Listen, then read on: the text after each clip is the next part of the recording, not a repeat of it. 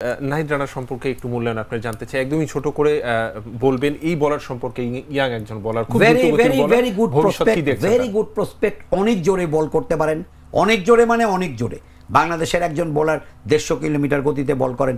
এবারও আমি দেখেছি ঘরোয়া ক্রিকেটে তার বলে, বিশেষ করে শেষের দিককার ব্যাটাররা ক্লাব ম্যাচগুলোতে দেখেছি অনেকটা ডরে ভয়ে।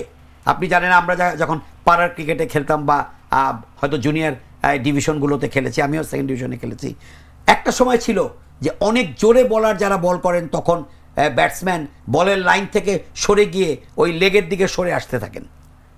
এখনও দেখবেন আন্তর্জাতিক ক্রিকেটে যারা একদমই টেইল এন্ডার 10-11 নম্বর ব্যাটার, আন্তর্জাতিক ক্রিকেটে এটা খুব কম দেখা যায়, তারা ওই খুব জোরে বল আসলে একটু লেগ সাইডে সরে আসতে থাকেন। নাহিদ রানার বলে আমি প্রিমিয়ার লিগে দেখেছি অনেক এই মিডল অর্ডার লেট অর্ডাররা সরে গেছেন, তখনই বোঝা যেত যে তার বলে, কারণ আমাদের তো আর প্রিমিয়ার লিগে ঠিক বলিং মেশিন নেই বা মিটার নেই কত গতিতে বল করেন, তখনই বুঝতাম অনেক জোরে বল করেন। তার গতি আছে, মুভমেন্টটাও খারাপ না, লাইন লেন্থও তিনি অনেক নিজেকে ঘষে মেজে তৈরি করেছেন। কিভাবে ঘষে মেজে তৈরি করেছেন সেটাও আমি বললাম, উপযুক্ত ক্ষেত্র পেয়েছেন। এখন আমার যেটা মনে হয় খেয়াল রাখতে হবে ইনজুরির শিকার যাতে না হয়। আমি বারবার বলছি বাংলাদেশে কোনো পেস বোলার ভালো করলে আমরা উচ্চাশা করি, অতিমাত্রায় আবেগপ্রবণ হয়ে তাকে অনেক বড় আসনে বসিয়ে ফেলি। আমি সবার জ্ঞাতার্থে একটা অনুরোধ করছি, এটা জ্ঞানদানের চেষ্টা নয়, একটা তরুণ ফাস্ট বোলারের সবচেয়ে বড় শত্রু হচ্ছে ইনজুরি। তার ওঠার সময় যদি ইনজুরি আক্রান্ত হন তাহলে কিন্তু তার ক্যারিয়ারের এই গতি, এই পেস, এই এখন যে থার্সটা আছে বলে সেটা থাকবে না। কাজে নাহিদ রানা যাতে ইনজুরি আক্রান্ত না হন, ইনজুরি প্রবণ না হন, সৃষ্টিকর্তা তার উপর পুরোপুরি সদয় এবং সহায় থাকুন।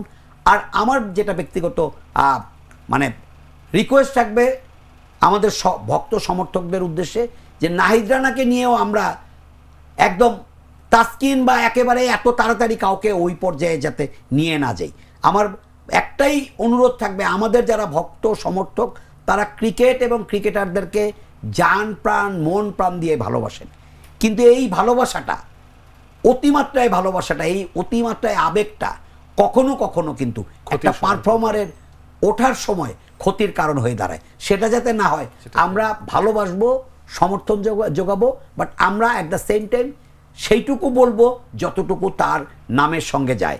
এখনই নাহিদ রানাকে মাশরাফি বা তাসকিনের সঙ্গে, মোস্তাফিজের সঙ্গে তুলনা করার দরকার নেই।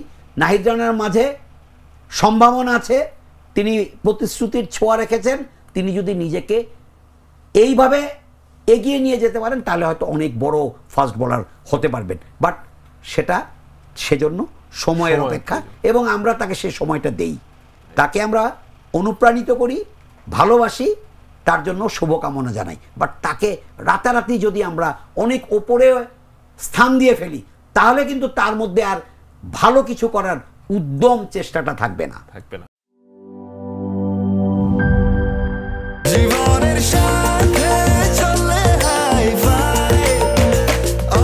স্বাস্থ্যকর অল টাইম, সব সময় অল টাইম হেলদি লাইফ।